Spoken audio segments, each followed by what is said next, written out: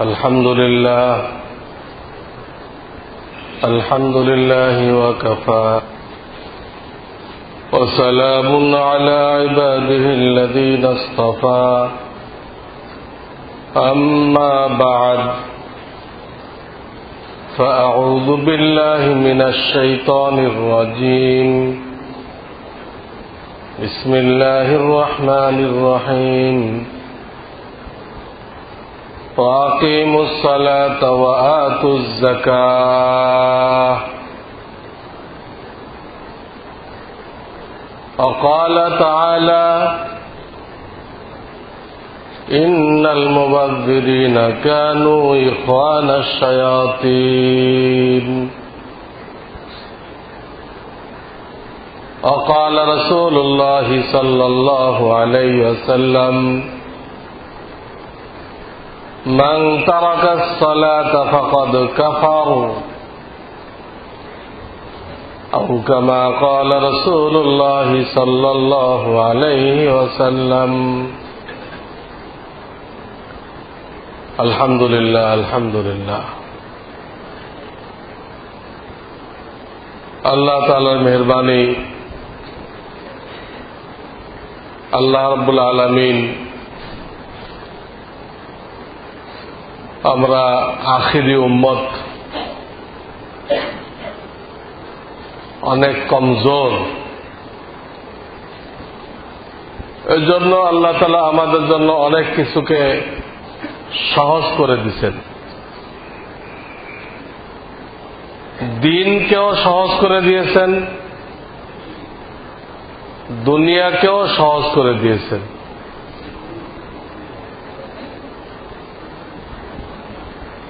দিন সহজ এই জন্য যে আল্লাহ রাব্বুল আলামিন বান্দাকে তার শক্তি সামর্থ্যের বাইরে কোন দায়িত্ব দেন নাই, যেটা সে পারবে না, তার শক্তিতে কুলাইবে না, এমন কোন দায়িত্ব আল্লাহ বান্দাকে দেন নাই। লা ইউকাল্লিফুল্লাহু নাফসান ইল্লা উসআহা, এই আয়াতে এই কথাটা বলা হয়েছে এবং হাদিসেও বলা হয়েছে ইন্নাদ-দীনা ইউসর,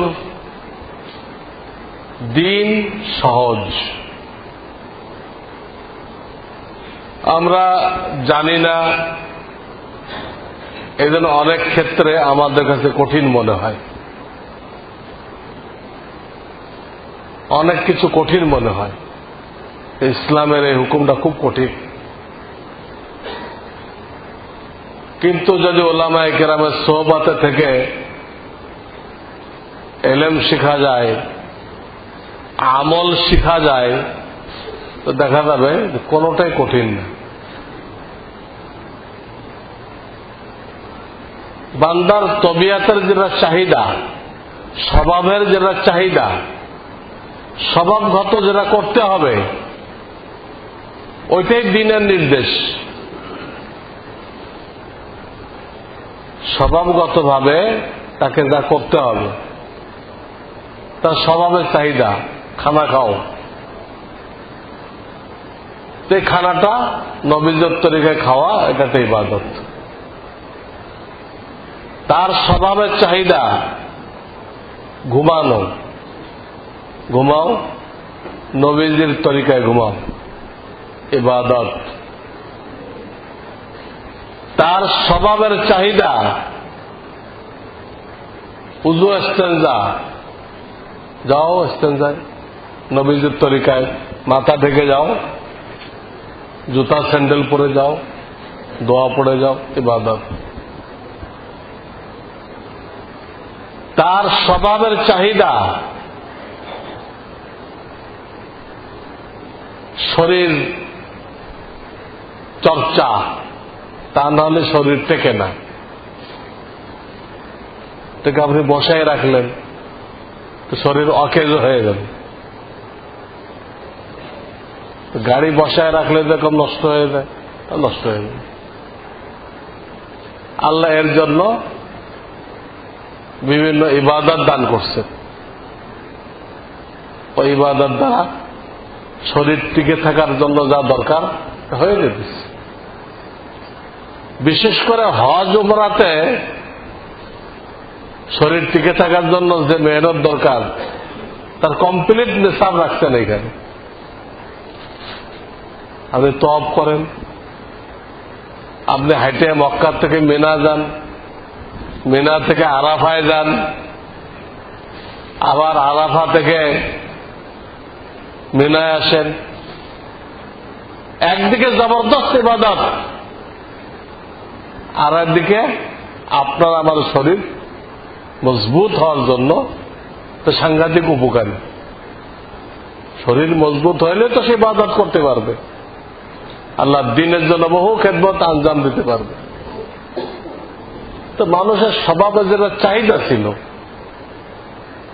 ওইটাই ইবাদত। বিবির সহবাতে যাওয়া মানুষের স্বভাবের চাহিদা, তাহলে এটাকে ইবাদত করে দিচ্ছে। কিন্তু নবীজির তরিকায় দেখতে হবে, নবীজির তরিকায় দোয়া কালাম পড়ে দেখতে হবে, এটাই ইবাদত। সাহাবায়ে কেরাম তো শুনে আশ্চর্য হয়ে গেলেন, এটাও ইবাদত, এটাও ইবাদত। যদি সে গলত তরিকায় এই স্বভাবের চাহিদা পূরণ করত তো গুনাহ কবিরা হইতো না, কাহা হইতো। তো গুনাহ কবিরার থেকে বাঁচলো, গুনাহ থেকে বাঁচাই তো ইবাদত, গুনাহ থেকে বাঁচাই ইবাদত। এইভাবে দেখা যাইতেছে ইবাদত গুলো আমাদের স্বভাবের চাহিদা। আমরা যে রোজা রাখি এটাও স্বভাবের চাহিদা। যে কোনো মেশিন রেস্ট দরকার, একটানা চালাইলে তা লাস্টিং করে না।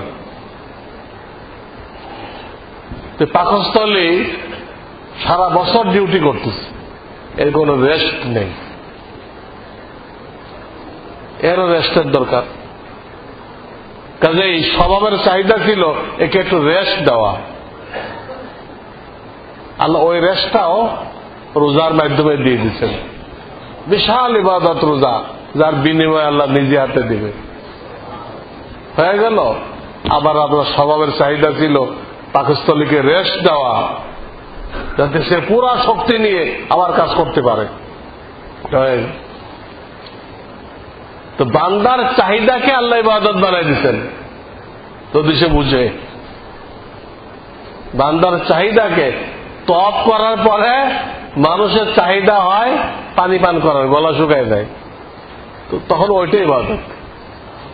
তওয়াব করার পরে পানি খাবে, বাইতুল্লাহ তওয়াব করার পরে, তখন কিন্তু এমনিতে গলা শুকায় গেছে, সে পানি খুঁজতেছে, আর ঠিক ওই টাইমে পানি পান করা ইবাদত। আজীব আল্লাহ তাআলার ফয়সালা। বান্দার জরুরত গুলোকেই ইবাদত বানিয়ে দিচ্ছে, খালি একটু তরিকা চেঞ্জ করে দাও। দুনিয়াদাররা তাদের মন মতো করতেছে, তুমি তোমার নবীজির তরিকায় করো। এইভাবে আল্লাহ তাআলা দ্বীনকে আমাদের জন্য সহজ করে দিয়েছেন, মজাদার করে দিয়েছেন। মজাদার দিনদার লোকেরা দিনের একটা একটা কাজ করে অনেক মজা পায়। দুনিয়াদাররা 1 লাখ 2 লাখ টাকা পাইলে খুশি হয়, দিনদার লোক 2 রাকাত সালাতুল ইশরাক পড়তে পারলে তার থেকে বেশি খুশি হয়। কারণ 2 রাকাত ইশরাক পড়লো, আল্লাহ তার জন্য হজ উমরা সব দিয়ে দিলেন, তারা খুশি হয়ে যায়। বাপমার নজরে, বাপমার চেহারার দিকে একবার মহব্বতের দৃষ্টিতে তাকাইলো তো আল্লাহ তাআলা তার আমল নামায় একটা কবুল হজের সওয়াব দিয়ে দিলেন, তো সে খুশি হয়ে যায়। এই জন্য একবার কোন একজন সাহাবী জিজ্ঞেস করলেন, ইয়া রাসূলুল্লাহ, আমার দিলের মধ্যে ঈমান আছে কিনা কিভাবে বুঝবো? নবীজি বললেন, ইযা সাররাতকা হাসানাতুকা ওয়া সাআতকা সাইয়্যাতুকা ফাআনতা মুমিন। নেক কাজ করলে তোমার দিলে আনন্দ লাগে কিনা, গুনাহ হয়ে গেলে তোমার দিল পরেশান হয় কিনা, ব্যথিত হয় কিনা, এই দুটা জিনিস যদি পাও, নেক কাজ করলে মনটা খুশিতে ভরে যায়। গুনাহ হয়ে গেলে মনটা খুবই দুঃখিত হয়। আহা, আমার মাওলারটা খেয়ে, মাওলার দেওয়া বডিকে ব্যবহার করে আমি শয়তানের গোলামি করলাম। আমাকে সৃষ্টি করছে মাওলা, স্বাস্থ্য দিচ্ছে মাওলা, কত নেয়ামত বডির মধ্যে দিয়ে রাখছে আমার মাওলা, হায়াত দিচ্ছেন আমার মাওলা, আমাকে খাওয়াইতেছেন আমার মাওলা, আমাকে সুস্থ রাখছেন আমার মাওলা, আমাকে ইজ্জত দিচ্ছেন আমার মাওলা, আমার বাপ মা বিবি বাচ্চা দিচ্ছেন আমার মাওলা, আমাকে মাথা গুজার জায়গা করে দিচ্ছেন আমার মাওলা, সব তিনি দিলেন। ইবলিস কিছুই দেয় নেই। ইবলিস আমার আব্বা আম্মাকে জান্নাত থেকে বিতাড়িত করে দিচ্ছে। এলে ইবলিসের অবদান, যা আপনার আমার আব্বা আম্মাকে জান্নাত থেকে বহিষ্কার করে দিচ্ছে। কামা আখরাজা আবাওয়াইকুম মিনাল জান্নাহ, আল্লাহ খুললাম ওপেন বলে দিচ্ছেন।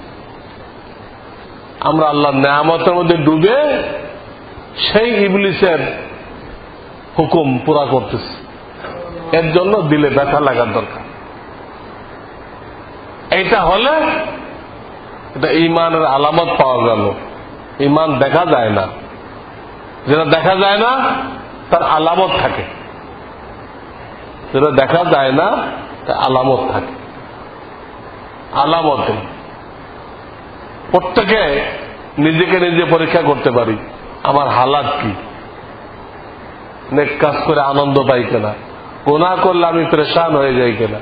গুনাহ হয়ে গেলে যতক্ষণ সে তওবা করে ফ্রেশ না হবে ততক্ষণ সে আর খানা খাইতে পারে না, খানা তার মুখে যায় না, পানি খাইতে পারে না, কোনো কিছুতে আনন্দ নেই। এই হালাত যদি হয় তো ঈমান আছে। তো আল্লাহ তাআলা আমাদের জন্য দ্বীনকে সহজ করে দিচ্ছেন, দুনিয়াকে সহজ করে দিচ্ছেন। আগের লোকেরা কত কষ্ট করছে। আগের লোকেরা এক একটা কাজের জন্য একখান দিয়ে একখানে যাবে তো পায়ে হেঁটে যাইতে হচ্ছে, না হয় গরুর গাড়িতে। আর এখন আমরা সামান্য সময়ের ভিতরে চলে যেতেছি। কত সহজ করে দিয়েছেন আল্লাহ। প্রত্যেকটা জিনিস আল্লাহ সহজ করে দিয়েছেন। শুধু সফর না, শুধু সফর না, খাওয়া দাওয়ার ব্যবস্থা পাকানো আগের তুলনায় একদম সহজ, একদম সহজ। কাপড় চোপড় ধুইবে একদম সহজ, বাথরুমের সিস্টেম সবকিছু সহজ করে দিচ্ছে। আমি একদিন বলতেছিলাম যে আগে এক কাপ চা বানাইতে লাগতো আধা ঘন্টা, এখন লাগে 2 মিনিট। 28 মিনিট আল্লাহ বাঁচাই দিচ্ছে, কিন্তু চার মধ্যে 28 মিনিট বাঁচাই দিচ্ছেন, তো সব কাজে বাঁচাই দিচ্ছে। উচিত ছিল আমাদের এই সময়গুলো আল্লাহর দ্বীনের জন্য ব্যয় করা,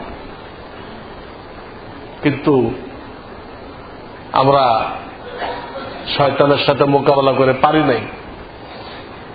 শয়তান দেখছে এরা সব তো আল্লাহ আল্লাহ হয়ে যাবে, এত সময় বের হয়েছে এদের জন্য, সব তো আল্লাহ আল্লাহ হয়ে যাবে। তো শয়তানে ছলে বলে কৌশলে আমাদেরকে লাগাই দিছে, দুনিয়া জমা করো, দুনিয়া জমা করো। আরে দুনিয়া জমা করলে ফায়দাটা কি? আজকে যদি মালাকুল মউত আসে, আপনার দুনিয়া কে খাবে? কি কাজে লাগবে? এই কাজে শয়তান লাগাই দিচ্ছে। এরপর আল্লাহ রাব্বুল আলামিন 3টা স্তর পর্যন্ত আমাদের জন্য ইজাজত দিচ্ছেন। দুনিয়ার ব্যাপারে 3টা স্তর পর্যন্ত আমাদেরকে অনুমতি দিচ্ছেন, 4র্থ স্তরকে অনুমতি দেন নাই। এটা আমি আগেও বলেছি, জেনে থাকার দরকার। একটাকে বলা হয় জরুরত, যেটা না হলে জিন্দেগি চলে না। যেটা না হলে জিন্দেগি চলে না, মাথা গোজার জন্য একটু ব্যবস্থা,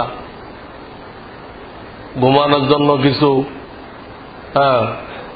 তোষক বালিশ, খানা পাকানোর জন্য কিছু সামান, ইজ্জত বাঁচানোর জন্য কাপড়, এরকম কিছু জিনিস আছে যা না হলে নয়। এটাকে বলা হয় জরুরত। এটা শরিয়াতে এলাও, বিলকুল ইজাজত। 2 নম্বর, জরুরি না কিন্তু একটু সহজ হয়, আরাম হয়।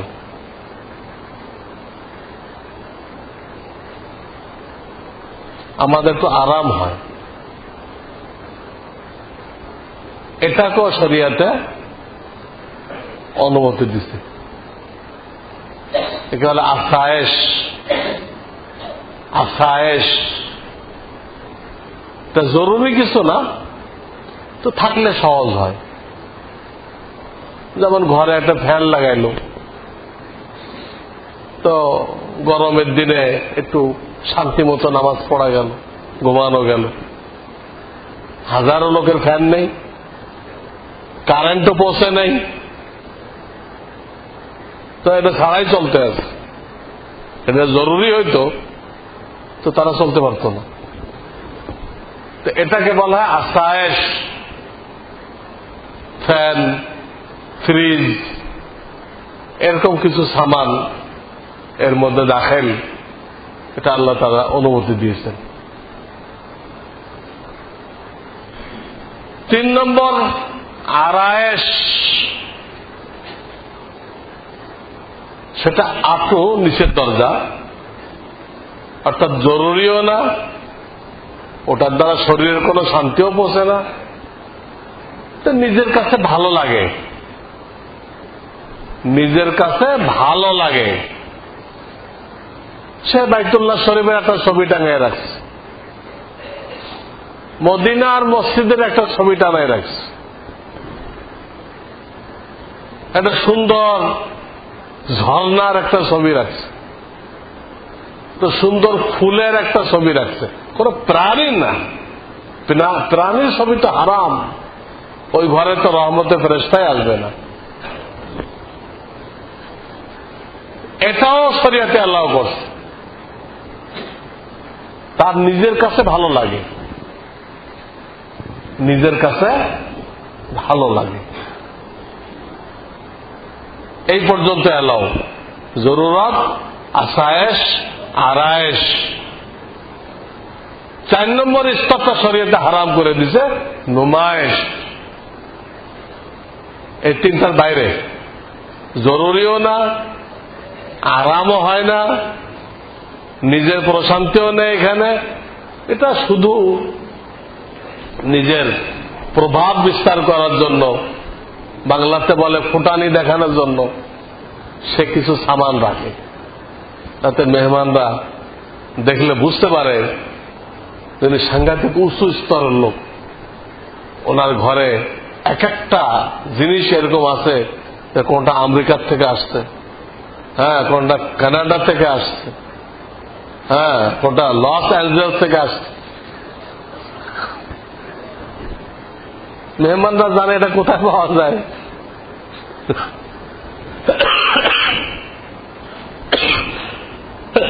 কোনো ফায়দা নেই, শুধু লোকদের দিলের মধ্যে প্রভাব বিস্তার করা। কি ফায়দা হবে? প্রভাব বিস্তার করলে কি ফায়দা হবে? এতে কোনো নেকি হবে? কোন গুনাহ মাফ হবে? কবরে কোনো কাজে আসবে? এটা নিঃশক শয়তানের দোকান। আজকাল মানুষ এইগুলো দিয়ে ঘর ভরতেছে, এইগুলো দিয়ে ঘর ভরতেছে। কত রকম জানদারের মূর্তি রাখছে ঘরের মধ্যে, কত রকম ক্রিস্টাল রাখছে। কি এগুলো? ক্রিস্টাল না খ্রিস্টান, এইগুলো রাখছে। এগুলো শরিয়াতে কোনো এলাও করে না। আর এইগুলো জোগাড় করতে যে হাজারো টাকা নষ্ট করছে। আল্লাহর ইবাদত বাদ দিয়ে তার শ্রম, তার পয়সা এই হারাম কাজে ব্যয় হয়েছে, হারাম কাজে ব্যয় হয়েছে।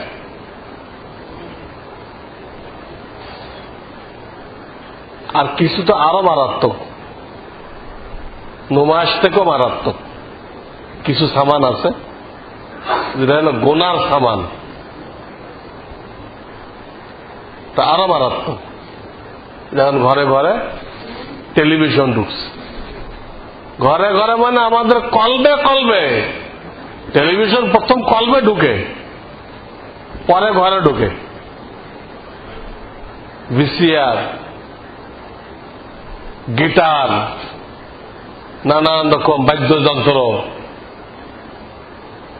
হারমোনিয়াম, এগুলো সব শয়তানের। এক হাদিস আছে, আল্লাহ রাসূল বলেন এইগুলো ভাঙ্গার জন্য আল্লাহ আমাকে দুনিয়া বানিয়েছে। আজকে সেইগুলো দিয়ে মুসলমানের ঘর ভর্তি হয়ে গেছে। প্রত্যেক ছাত্রের কান্দে দেখবেন এই একটা ঝুলানো, এই বাদ্যযন্ত্র লয়ে ছাত্ররা ঘুরতে আসছে। স্কুল কলেজে এটা বাধ্যতামূলক করা হয়েছে, যেটা ভাঙ্গার জন্য আল্লাহ নবীর দুনিয়াতে আসছেন, সেইটা এখন সিলেবাসের ভিতরে দাখিল হয়ে গেছে। এই হলো মুসলমানদের দেশ, এই হলো মুসলমানদের হালাত। কোন মুসলমানের খবরই নেই যে আমার রসুল এটা ভাঙ্গার জন্য আসছিল। তিনি বলছেন আমাকে মিজমার ভাঙার জন্য, বাদ্যযন্ত্র ভাঙার জন্য দিনে পাঠানো হয়েছে। আর আজকে আমার ছেলে সেটা স্কুলে শিখতেছে, এই শয়তানি, এই হারামখোরি স্কুলে শেখানো হইতেছে। এর জন্য স্কুলে আলাদা টিচার রাখা হইতেছে, এই জন্য ঘরের ভিতরে আলাদা উস্তাদ রাখা হইতেছে, এর নাম নাকি উস্তাদ। তো শয়তান কার নাম? কারণ নাম তো শয়তান হইতে হবে। মিনাল জিন্নাতে আর নাস, শয়তান দুই রকম, জিনের থেকে মানুষের থেকে।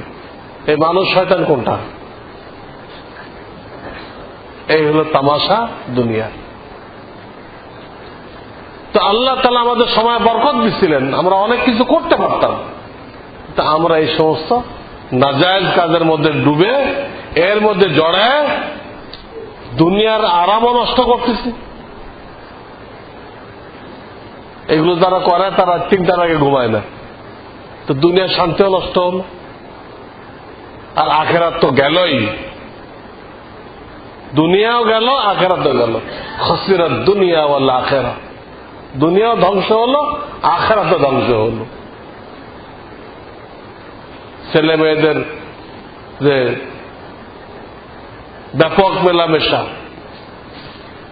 এটা তাদের চরিত্র ধ্বংস হইতেছে, স্বাস্থ্য নষ্ট হইতেছে।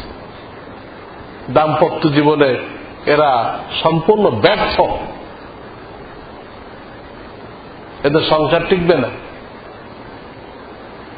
তো দুনিয়াও গেল, আখেরাতও গেল। এই জন্য বলা হয় শান্তি তো দিনদারির মধ্যে। যে যতটুকু দিনদারি অবলম্বন করবে আল্লাহ তাকে ওই পরিমাণ শান্তি দান করবে। আমরা করে দেখি, দুনিয়াতে যারা দিনদার আছে তারাই শান্তি পাইতেছে, যারা দিনদার নেই এরা কত দিক দিয়ে পরেশান, বহু দিক দিয়ে পরেশান। তো আল্লাহ রাব্বুল আলামিন আমাদেরকে এই সমস্ত শয়তানি কাজের থেকে, শয়তানি জিনিস থেকে, শয়তানি খরচা থেকে আমাদেরকে হেফাজত করেন। শরিয়াত যে গণ্ডি দিচ্ছে আমরা গণ্ডির ভিতরে থাকতে চেষ্টা করি। 3টা স্তর পর্যন্ত যায়, নমায়েশে হারাম, 5ম স্তরে এসে গুনাহের উপকরণ, তারা ডবল হারাম। পুরা সন্তান, পুরা খানদান নষ্ট হয়ে যেতেছে। বলা হয়েছে লজ্জাকে ইমানের অঙ্গ, লজ্জা শরম ইমানের অঙ্গ।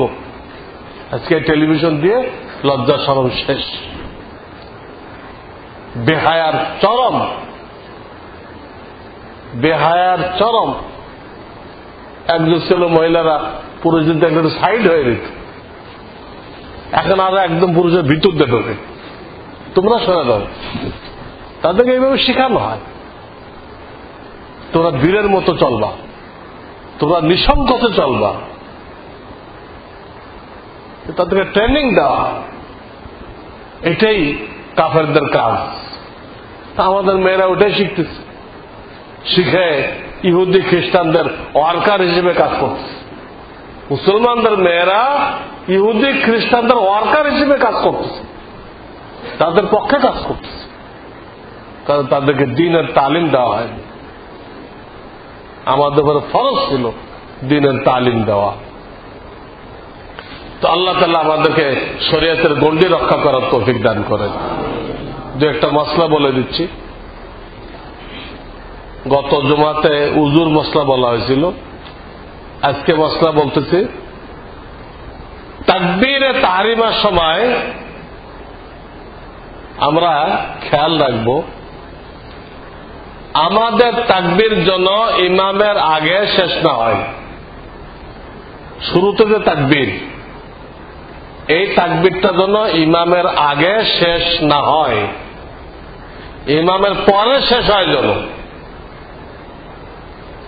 যদি কারোর ইমামের আগে শেষ হয় তাহলে তার এটা গণ্য হবে না, তাকবীরে তাহরিমা যে ফরজ, এই ফরজ হিসেবে গণ্য হবে না, তাকে আবার তাকবীর দিতে হবে, নচেত তার নামাজ শুদ্ধ হবে না, নামাজ শুদ্ধ হবে না।